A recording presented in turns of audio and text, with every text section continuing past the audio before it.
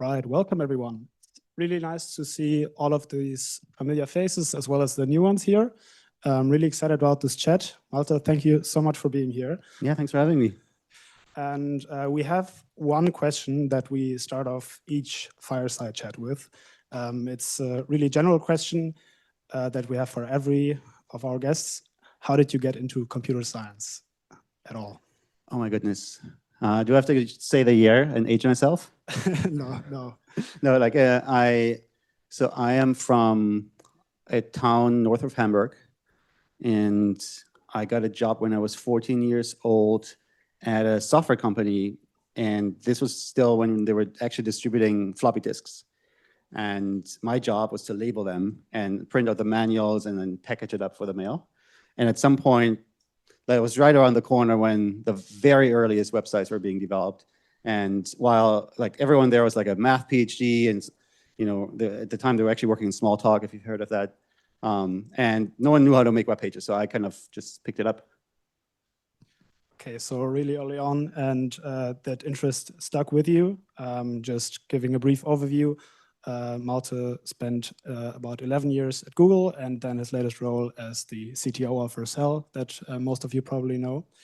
And I want to talk first about your time at Google and kind of what got you there, because going to such a great company, which I guess most of us kind of aspire and have these really big, grand opinions about. What kind of got you there? How did you, fast forward from at 14 years old to your position there, but kind of what led you there, especially also going to the US instead of kind of staying here? Yeah, so it's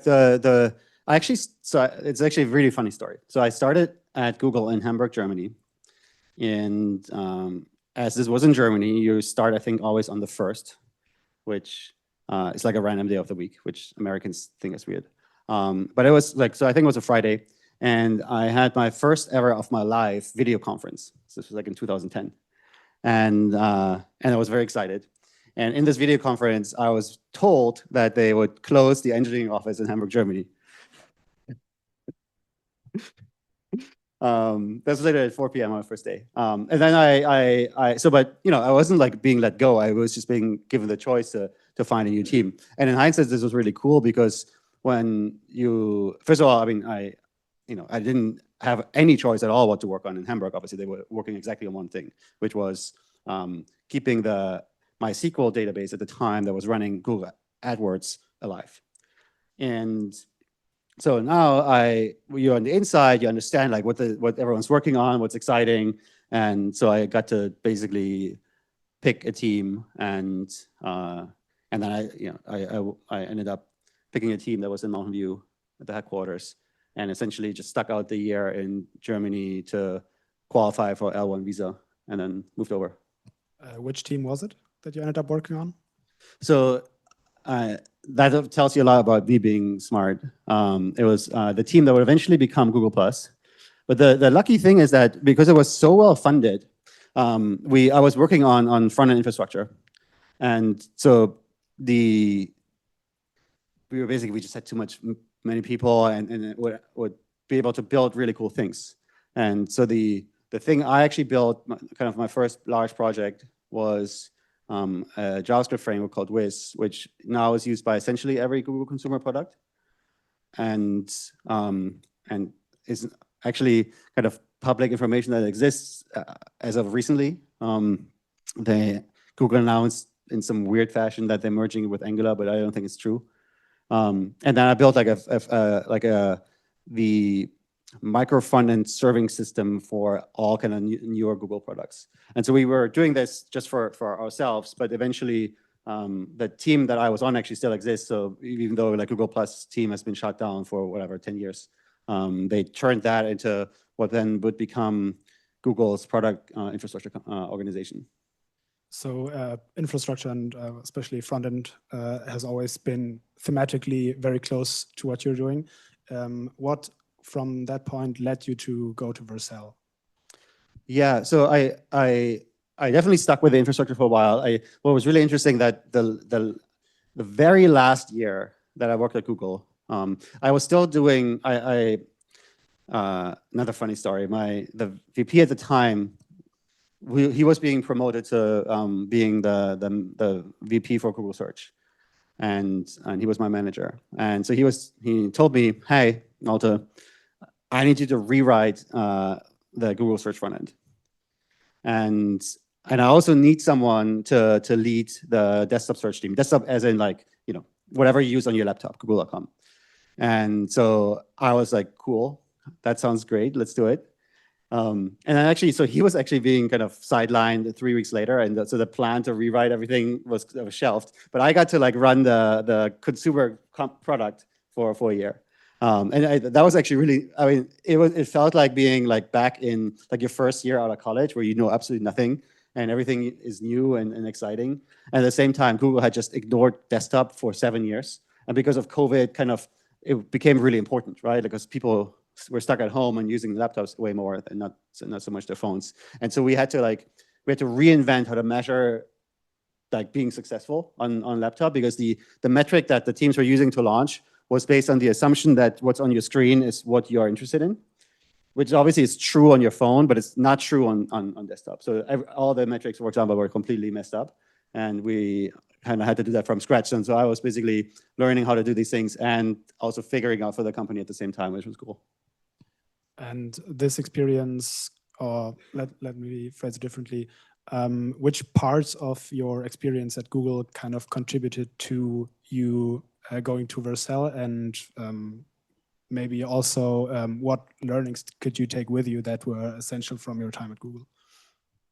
Yeah, good question. So maybe it's actually worth, especially the center in Berlin. So my connection to Vercel actually dates back until 2010. So I used to run a conference called JSConf EU here in Berlin from 2009 to 2019. And in 2010, Guillermo Rausch, who's the CEO now of Vercel, gave a talk there about his JavaScript library called Socket.io. And so that's where I met him. We kind of kept in touch. And then, yeah, obviously, like because my specialty over all these years was in front-end infrastructure, like the relationship to Vercel is quite obvious. And I admire the company. I admire Next.js.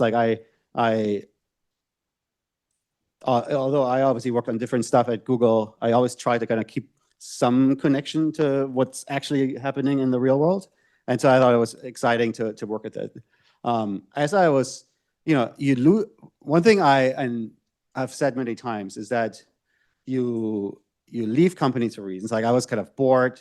I was working from home in a small room. I didn't yet have a CO2 meter. If I had, I would have known that I was probably poisoning myself. So I joined this new company, and I'm excited about it. Obviously, otherwise I wouldn't have done the jump. But then I was literally shocked. Like I had forgotten how happy it makes me to work with people who are excited about their work, and that just wasn't the case at Google. Like people like, and it's a generalization, but what I think what's going on is that maybe it's even true for 80%. But you have two kinds of folks. That you have people who can't leave because they are overpaid, right, like me. And then you have people who only go join the company because someone told them that, if you get that job, you can work anywhere, so like stick it out for 2 years, right? And even if that's just 5 or 10%, it kind of takes down the intensity and the excitement so much that it's not great for everyone else. And so I joined the company, I'm like, holy shit, this is great. And it made me remember how I felt like 12 years ago when I joined Google. But as these things move super slowly, you can't actually consciously perceive it until you actually experience something else.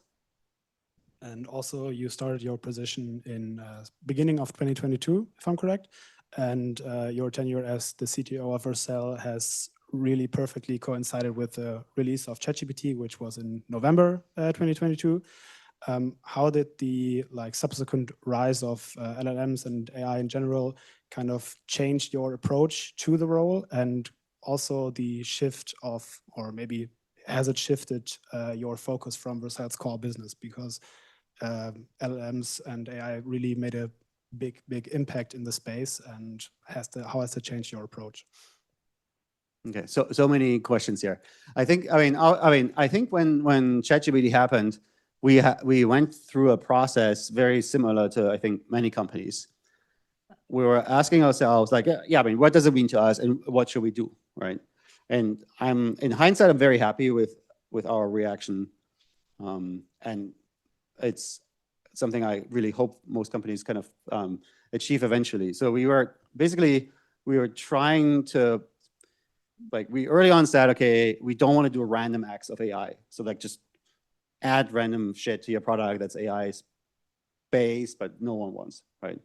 And so instead, we essentially were hoping to do something that feels native to the company and compatible with the brand, and like where it's really something that we should be doing, right? That makes sense in the new context.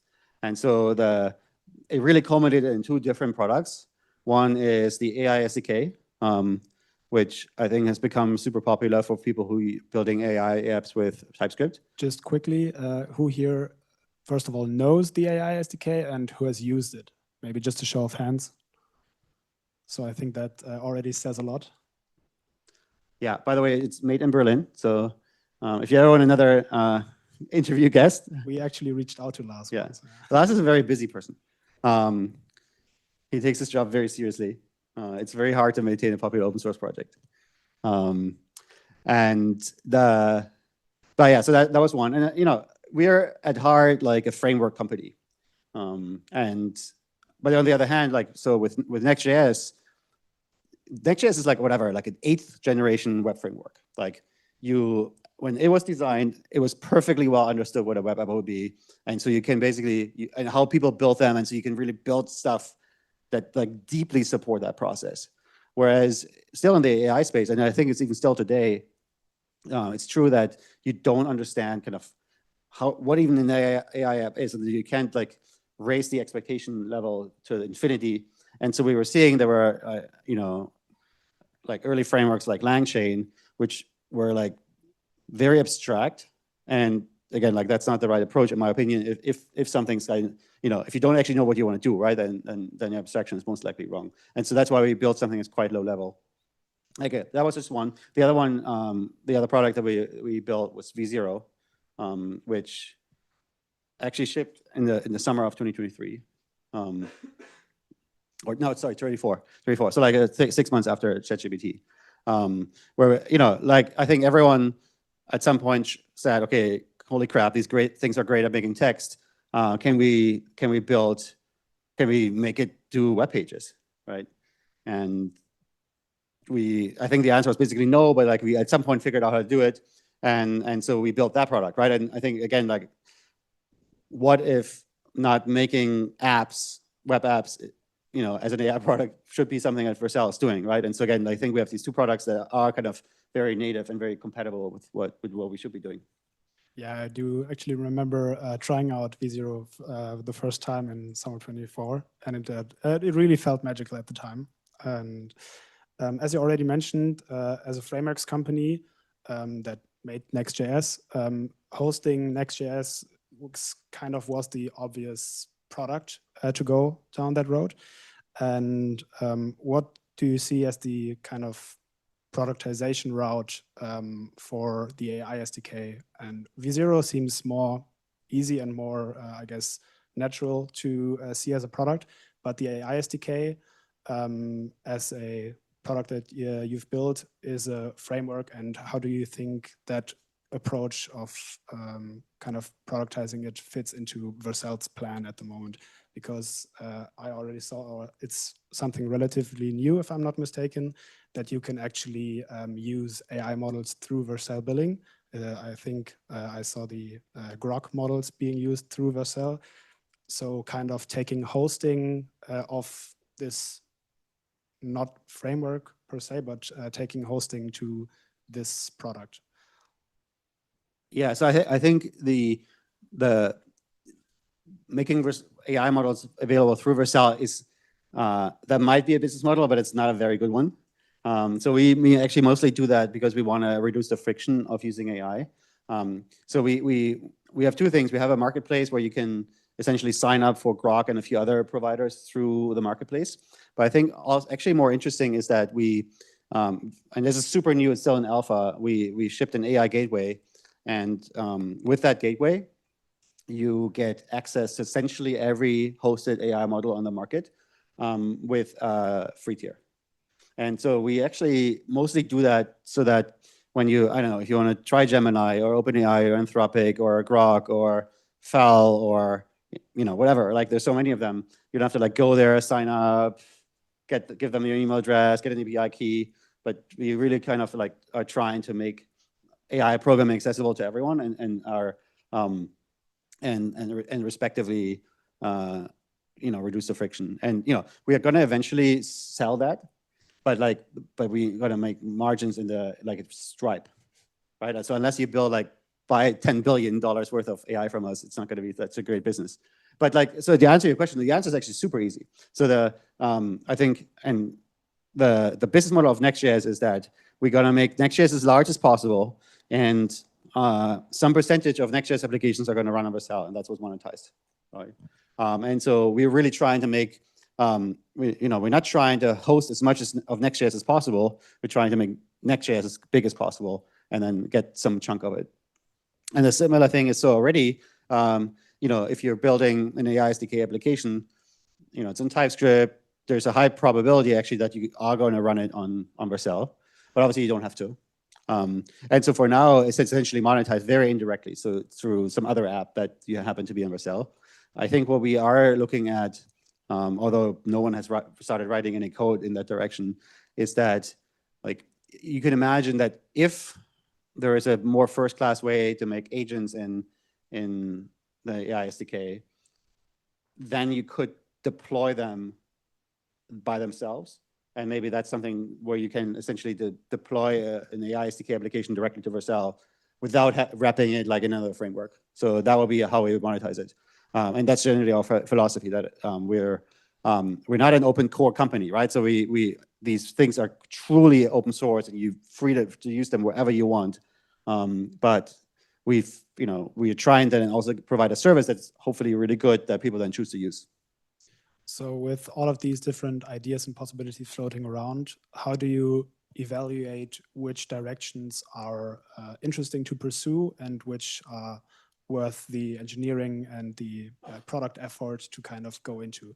As you said, AI SDK was developed by Lars Grammel. I think he had the, what was it called? I think Model Fusion or something. He worked on that before. How do you kind of decide which directions and which opportunities to pursue at a company like Vercel?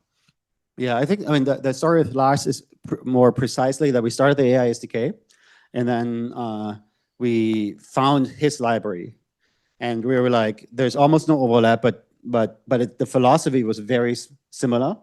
And so we just approached him and basically asked him, like, don't you want to work on this full time rather than like in your in your evening hours after work? And so that's how we kind of brought him on. And I think at the time for framework development, for almost everything that we do, and which is kind of a privilege when you're a developer company, we usually just look at what we would like and then also use it, and then we sell it. And so that's usually why these things tend to be decently good, because we made them for ourselves, and then so they're really well tried out. But otherwise, I mean, there's many ways to figure out your strategy. Well, we have a very, you could almost call it aggressive demo culture. So we have a zero sign up meeting every Friday for 1 hour, and usually there's like 20 to 30 folks who just want to show off the work that they've done in the week. And then there's almost a running joke, but like what we actually do, and this is like it was such a culture shock for me. So because Google keeps everything secret, you're not allowed to talk to anyone. So what Guillermo does, our CEO, he takes screenshots of the Zoom call and just tweets that shit out. And if people tell him it's great, then it's on the roadmap. And if people are like, what the fuck's going on? then it was basically shut down. And so like people, like basically in the chat, they're like, holy fuck, don't tweet it. And he's like, oh, too late, here you go.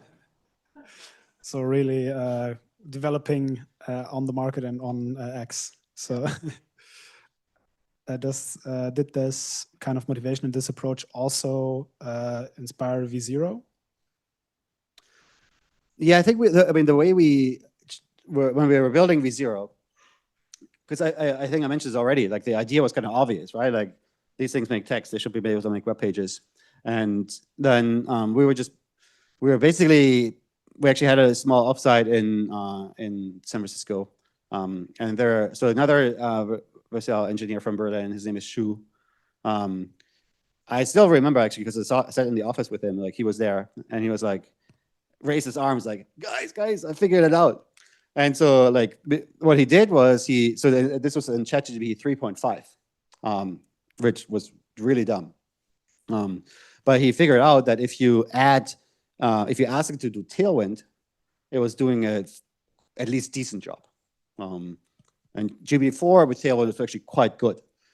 And so the insight really was that certainly at the time, the LLMs were better at doing the unified reasoning of HTML and CSS, and then they were at like writing a CSS file and then, half a minute later doing HTML and having half forgotten about it.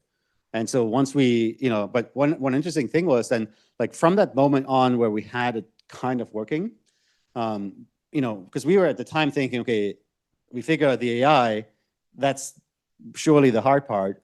But then we actually pivoted the UX twice because we just didn't know how to build a product based on this. And we've also changed the UX modality already twice again after the initial shipping.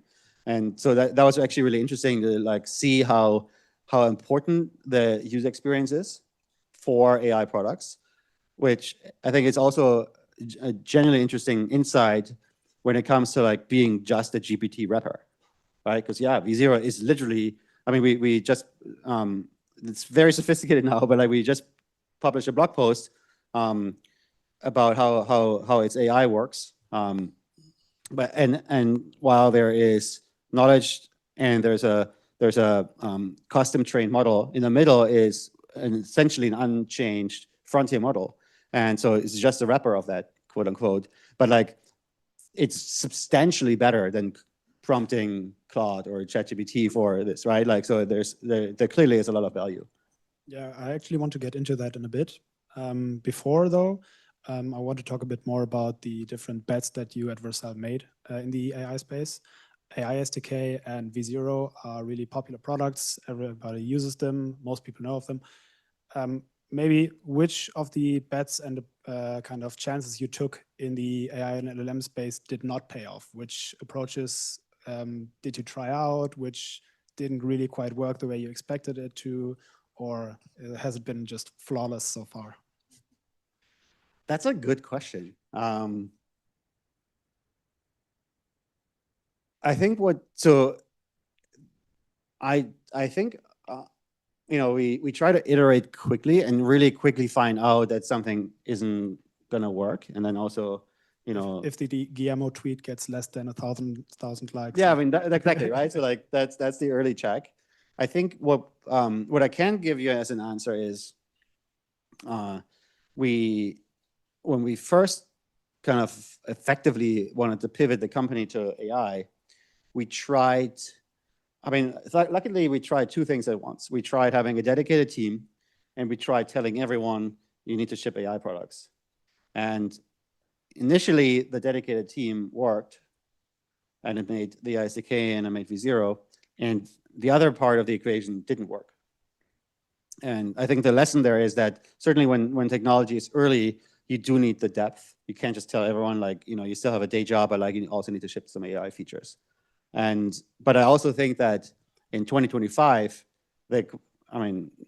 now is certainly the time where we also understand what the value that AI can add is, and so you can kind of bring it into like a broader product scope. And as a really engineering-centric company that's building developer tools by developers for developers, I read a blog post of yours that was about shifting the company culture and the engineering culture to evals-driven development. About that, is that something that you developed through these learnings, like rolling or telling all of the employees at your company, just try to ship some AI features, incorporate AI into your development practices? How did that approach develop, and what kind of learnings led to it? Yeah, I mean, one thing that was actually, in a way, I mean, it was very surprising to me that because I worked on Google Search, I would think through and do evals effectively every day. I mean, I had an executive job, so I would look at other people's evals, but that was like the core thing of the team, right? Just to get an idea. So these evals were done by humans, and the money it cost was roughly in the same order of magnitude as the machine cost. So like the effort was insane. But then obviously, like I had worked on frameworks before where you wouldn't do that. I go to Vercel, no one's doing any evals, and so I had like these like deja vus as like that kind of came back. But so luckily at least I had some experience, and we initially like hand rolled a few solutions, like basically did side by side for V0 in particular, and then eventually started using a product called Brain Trust.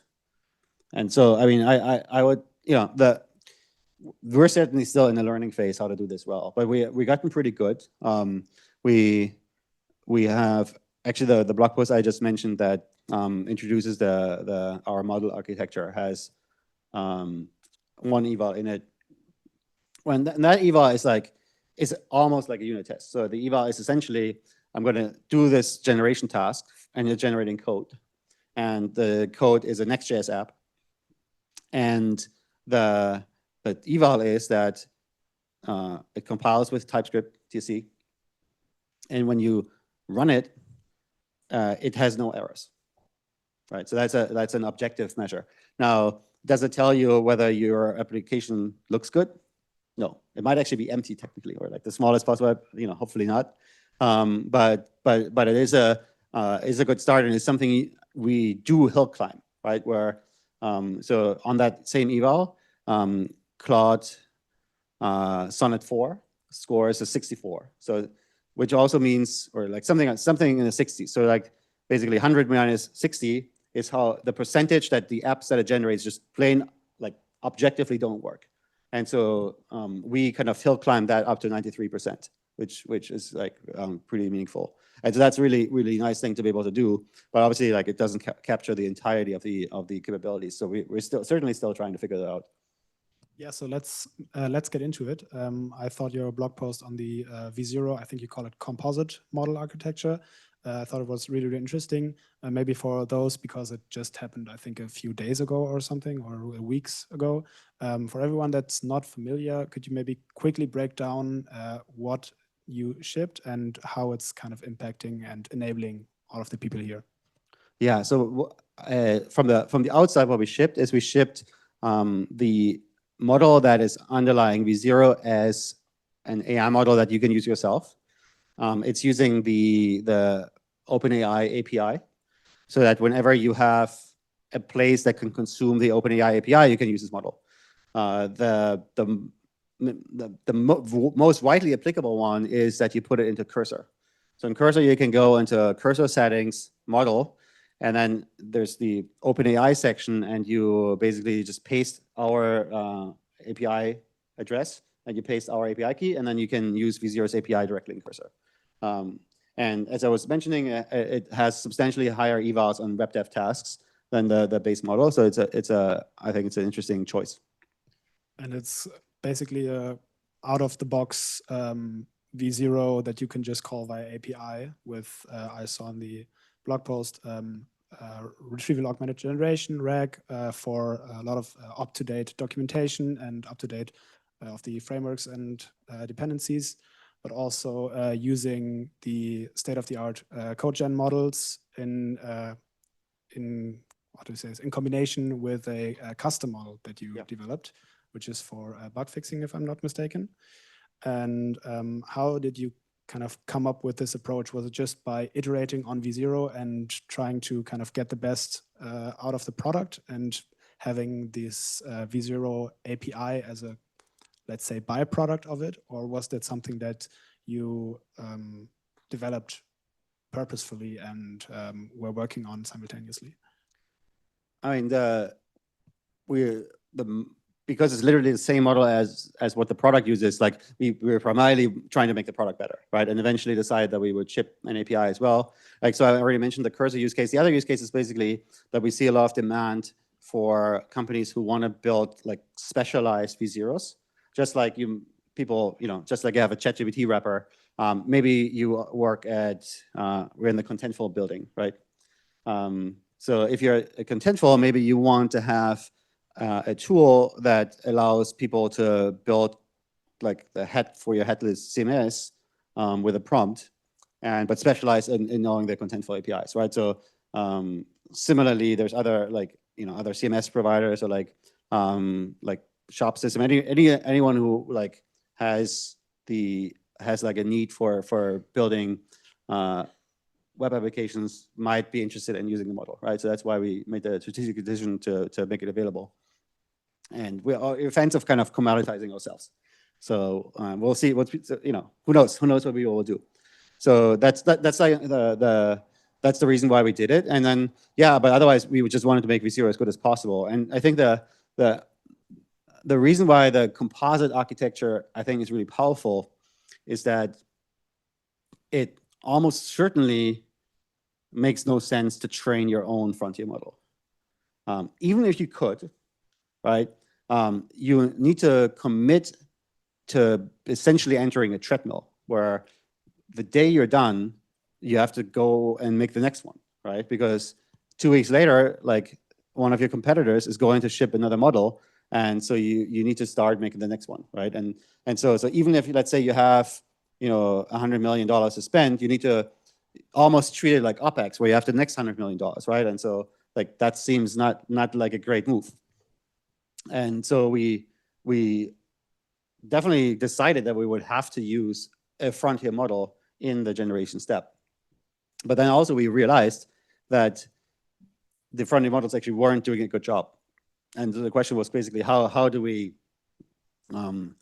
fix it? And I think the main thing that we so if you're using Cursor, for example, you're experiencing this problem, and the way traditionally tools handle this is basically Cursor will like run the thing, then it will actually figure out that there's something wrong, then it will go ahead and evoke the LLM again to fix it, right? And so that works, but it's quite a slow process, right? And so what we wanted to do is like when the LLM emits like const a equals 1, and then the next line it emits a equals 2, that's clearly a syntax error that you can notice in that moment, and you can fix it by changing the const to a let, right? You don't have to wait for the rest of the file or even like the rest of the next 10 files to come back to figure out that this is not going to work. And so we invested all this time to do the fixing in a streaming fashion.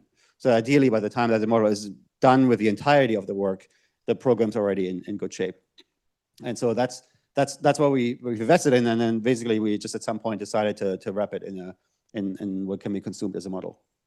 And this also enables you to kind of swap out the big frontier model at any given time to change it, whatever model is beating the benchmarks. Exactly, yeah, and it's not a theoretical thing, right? So we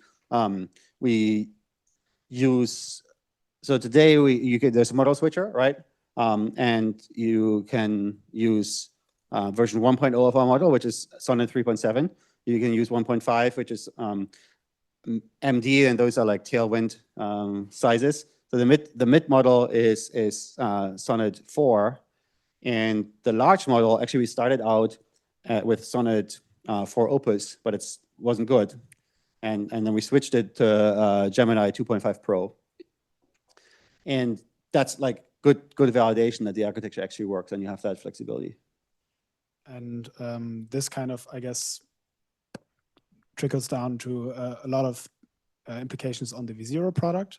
And also to the end experience of the user. So one question that I have about this is, how do you evaluate the experience of the API user versus the V0 user if they are essentially using the same model? Do you just expect them to always kind of conform to the V0 use case when using your model? Or is that something that you also consider having different use cases be used with that model? And how do you kind of look at that? Yeah, I think certainly the promise of our model is that it's good at tasks that aren't the same as, I mean, the reason why it's cool to use it in Cursor is that Cursor is a more flexible tool. But also, like, obviously only if you're an engineer who would even know how to do that, right? But so it's not the same use case almost by definition as V0, but like obviously you're working on like, you know, the model is like specialized in Next.js and web dev and Tailwind and ChatCN. Like it's like if you're on that stack, then the model will do a really good job. We effectively, what we do have are, we have a few kind of evals that effectively just try to make sure that we don't completely overfit the model for its use case. So let's say if you because it's, you know, effectively repping Sonnet 4, like if you ask it to, like, I don't know, write the US Constitution in haiku, then it's going to do roughly as well as Sonnet 4, right? Because that's effectively like what's going on. And so we're trying to like just write emails that we don't regress that. But you know, it's not 100% guaranteed that it won't, I don't know, put a mention of Next.js in there somewhere. So I wouldn't recommend using it for that use case. All right. Lastly, I want to talk about the opening of your new Berlin office. Kind of what made that happen? Because I think, if I'm not mistaken, it's your second office in Europe after London. And what decision did you make, or how did this come to fruition, having an office in Berlin as opposed to other possible locations? I mean, I'm of course glad to see the Berlin community evolving and thriving, but kind of what was the process behind that?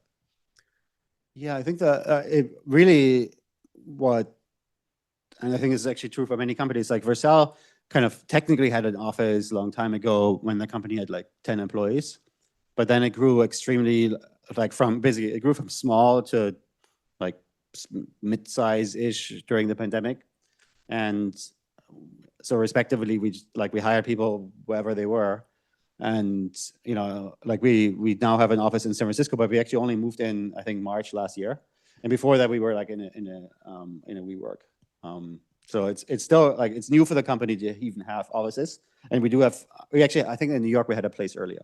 But yeah, no, really what we found was that A, it's nice working in offices. B, people want to work in offices. Not everyone, but like there's definitely people who do. And this is especially true in large cities. Like in New York City, nobody wants to work from home because everyone lives in a tiny studio, right? So there you just have to have a place. You know, and I think most cities are somewhat in between. And then we basically just looked like, given that we hired people in random places, in fact, it's not random. Like people, like it's really like this follows the biases of the places where software engineers live, right? So and I think we like almost strictly follow that, right? Like so, and I mean, and Vercel has like while we do hire all over the world, we have been trying to bias our hiring to essentially the United States, Germany, UK, Netherlands, and now Canada, I think. So for complicated reasons, but that we don't have to get into. But so that's why we had about like lots of engineering in Germany. And so some good set of them just happens to live in Berlin. And so we were like just looking at the map saying like, where do most of our people live? Oh, it's Berlin. Okay, let's have an office there. I mean, sounds great for the multiple Vercel employees. And just generally about the comparison of the US and Europe, how do you, or do you even evaluate that when looking at candidates, but also products and the overall tech scene? Because that's something that we are, of course, concerned with here. We try to build the Berlin community, and of course, SF as the global tech epicenter is unbeatable in that sense. but how do you look at the difference between the US and maybe Europe, but also Berlin and Germany? Yeah, I think once you look at any given person, it's not that different. We try to organize our teams by time zone, essentially. And so there's certain kind of things we happen to do in Europe and certain things we happen to do in the United States. I think there's like, I don't know, like these places have different levels of availability of engineering talent. But in a way, that's almost it. Like I don't see big difference besides that. So that's true for talent, right? Like I think it is absolutely a thing that like there's an event like this in San Francisco, probably like 3 per day, right? But that's also like, I mean, that's in a way, I mean, it's not that that was probably also the case in the past, right? Like, but that follows hype cycles in a pretty extreme fashion. And you know, I mean, I said like it's random that we're in Berlin, but I'm also very happy, right? Well, I never lived here. I love the city. I like coming here. So I am very happy that Berlin won out over Munich. Yeah. As a Berlin person, I can also confirm that. Nice. So thank you so much. We're going to move on to Q&A now. So get your questions ready. Also.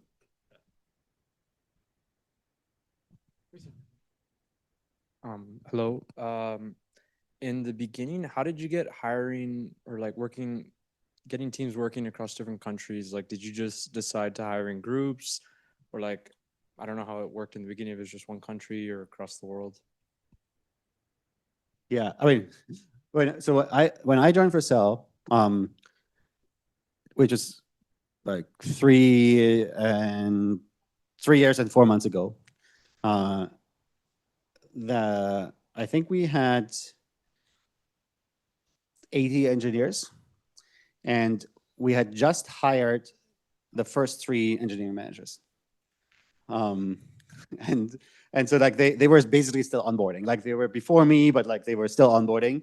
And so there was effectively no organization at all. Like it was basically like a beehive where like someone running in one direction and everyone's, you know, some people follow them and some people don't.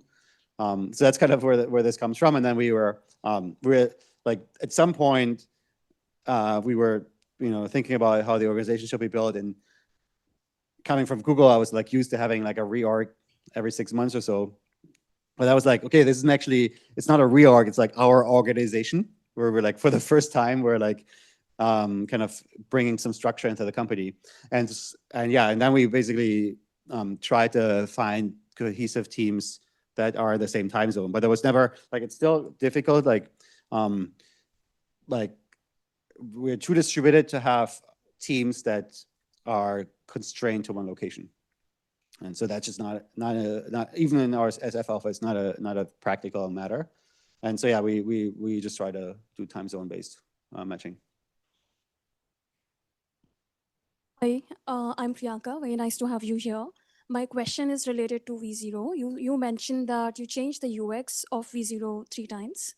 What is your way to measure, because this is a non-deterministic case, it's not a simple analytics tool which could work like post hoc in this case. So what is your basis of deciding this change that you brought and how you're measuring it? Do you have some internal tool that you built, or you like using some third-party analytics tools for this? Yeah, really good question. I think it's this is actually something I had to learn kind of coming from Google, because I thought you run experiments.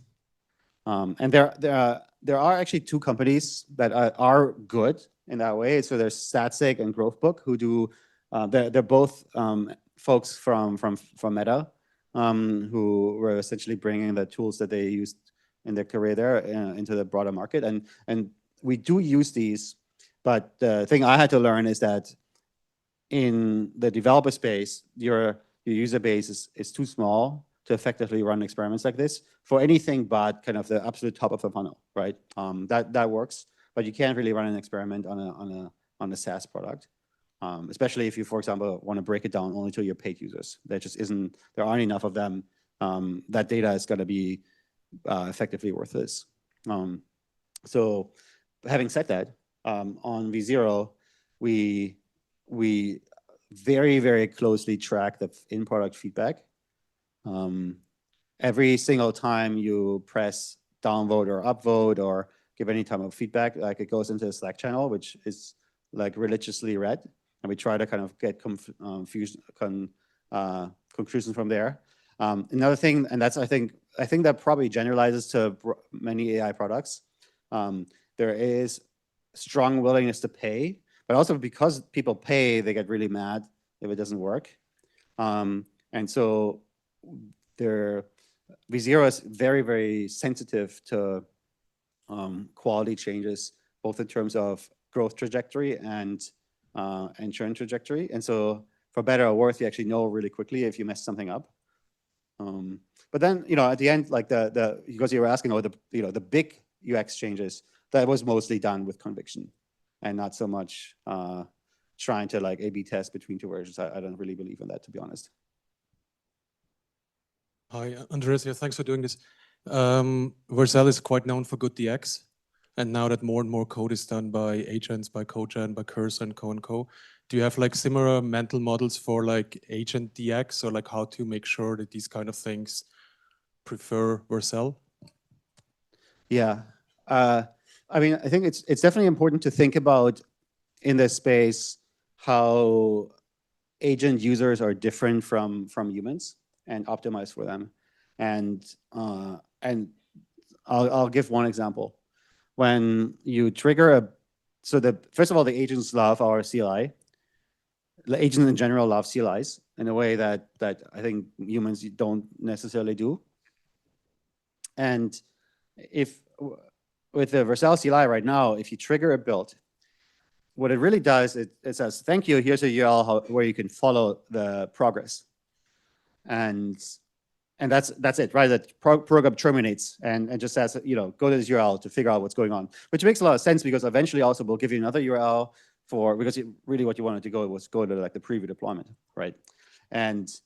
But if let's say your Devon or your Claude Code or Codex, you want to know, first of all, did the build succeed? And if no, you want to know why, right? And so our current CLI doesn't give you the answer, at least not trivially. And so we really have to fix that, right? So there are definitely changes like that to DX where the agents are key. And another thing is that, like, I mean, one of the things that V0 model helps with is because we get to update the knowledge. It's better at understanding certain forms of API changes, but since you obviously can't rely on everyone using this model, not even close, I think we for better or worse have to be very, very, very careful with certain type of API changes, because you just cannot get the model to understand that they have to behave differently, and so that's definitely kind of constraining what we can do these days. Hi, I'm Eckhart. Hello, Malte. So we are a small team running our AI solution for doctors on Vercel. And while we were still two guys in the garage, we just cobbled it together and threw it on there because it was easy and cheap. And now we're slowly becoming a real company and deploying it to real clinics. Now we are always faced with a question, so where do you host your stuff? Where's the database? All of those things. Are you compliant with ABC? And so let's say maybe a year ago, we would have thought that Vercel might be the partner of choice to stay on Vercel, especially in the enterprise plan. You offer certain things for guaranteeing the compliance. But now with the proclivity of the US government to enforce whatever they want, we are more and more faced with the discussion whether an American company is a safe place at all. So obviously that extends to AWS and Azure and Google, but there the argument is they're big enough to have an army of lawyers to at least make it more difficult. So what's your, I don't know, what's your counterpoint to that? No, I think that, I mean, this is a good good question, right? Like we do have a lot of like kind of folks from the medical industry on Vercel. There, as far as I know, there isn't as straightforward of a certification in Germany as there is in the United States with HIPAA. But the kind of that regulation like is relatively kind of not straightforward, but like it's common sense. And so it's, I think, a good idea to kind of follow the same constraints as to what you should do. And in that case, for example, you shouldn't put your database on the internet. If you don't want to do that on Vercel, you have to buy a secure compute product, which then allow you to VPC peer to your database and do stuff like that. So that's just a technical answer. I think Vercel has, we don't have an army of lawyers, but we do have, and this certainly wasn't the case 3 years ago, we do have a legal department. And we would, I think, fight tooth and nail. There hasn't been anything like that in the United States.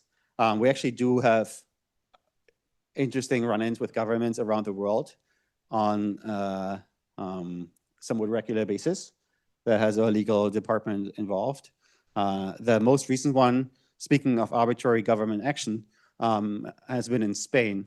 And it actually isn't necessarily the government that's being arbitrary and capricious, it's the court system. So the Spanish legal Liga has won a court ruling that allows them to effectively at will block IP addresses at the ISP level in Spain.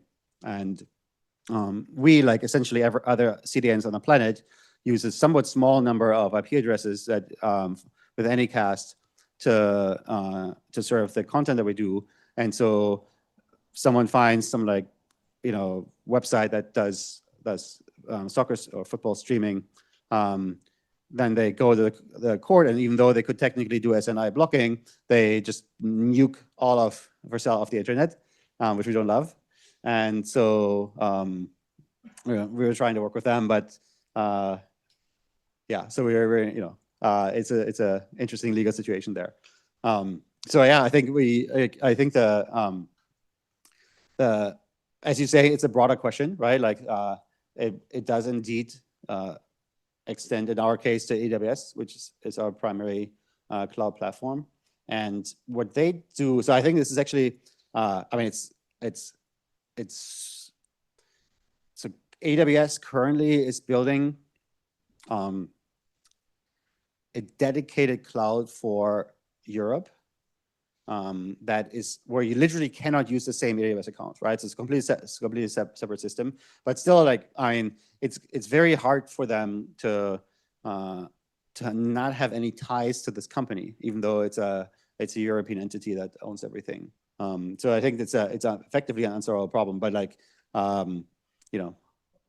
think it's there is a lot of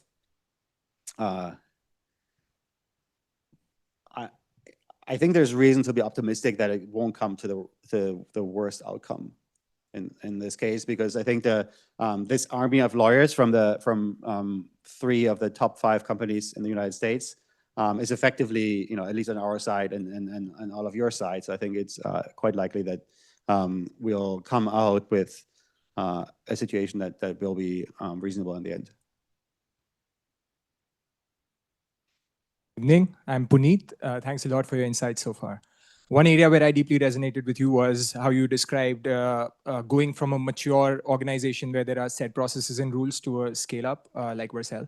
I went through a similar situation and found that while there are the degrees of freedom that you mentioned, which empower you, there's also a vacuum that you feel in terms of things that are missing. And what were the skills that you had that helped you succeed in that environment, and what did you have to develop from scratch to succeed? Yeah, good question. I don't know if I think about it in such a first class way, right? Like I already mentioned how it felt like a beehive, and there was this situation literally on the second day where there was a team in Europe, which is the team that owns our compute products, and there's a team in the United States that owns our serving system. But at the time, because we only had 3 managers, they actually had the same manager. So they were they had a basically region-based identity, but they were technically the same team. And it was clear that they were like, wasn't like they had to work together on something and they weren't. And so I was like, maybe I should have a meeting and invite them all.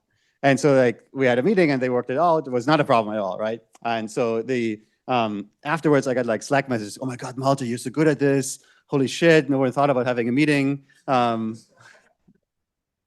I was like, I was like, this is the easiest thing I've ever done in my life. Because I think like if you come from a big company and two teams don't talk to each other, there's usually some like deeper reason, right? Or like where like it's like some turf fight, like they want on each other's ground, they hate each other, like they don't talk to each other anymore. And here it was just like literally this company being so immature and so like not understanding how to work with dozens of engineers rather than like a dozen engineer, right? That like yeah, it was just easy to fix. At the same time, like I mean, I don't know. Maybe there was a skill like at Google. You're good. The way you have a career is that you heed the advice that you never ask for permission. You just ask for forgiveness, right? So you just run as fast as you can. You ignore all the rules, and you're smart about it so that you don't get fired. That's how you're successful. And I think if that's kind of the rules that you live by, then it also works at a scale up.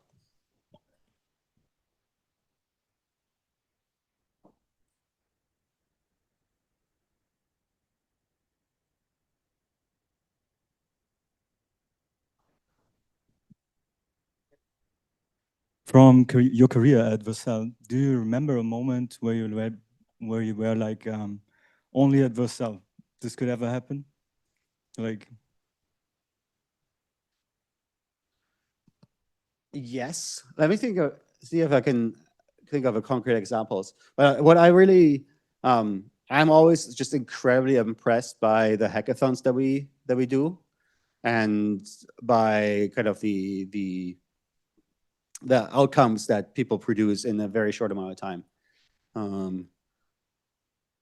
I don't have a concrete example, but I think it happens all the time. Like I'm kind of shocked by especially what someone had done without anyone else knowing about it, and then just kind of shows up and says, I have this new product, and then you're kind of, oh my God, we have to change everything about how we think about the world and adopt our strategy to whatever you just did.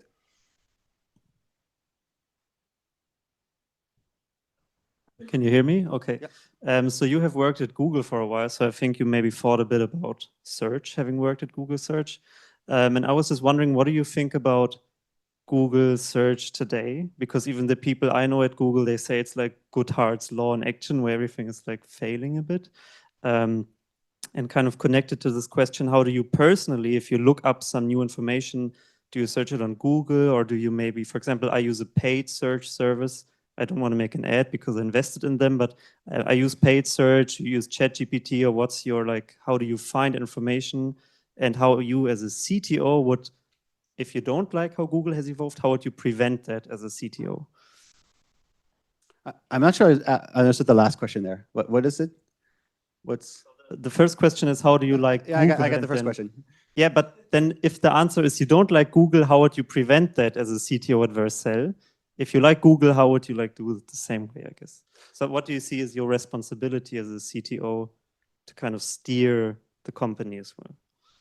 Yeah, I mean, we're not Google, so I think we're not directly impacted by this. But I think the dynamic that's really important is, I think what lots of folks don't understand about Google's business model is that the vast majority of queries that all of you do every day only lose the company money, right? Because there's no ads, they're not monetized, and but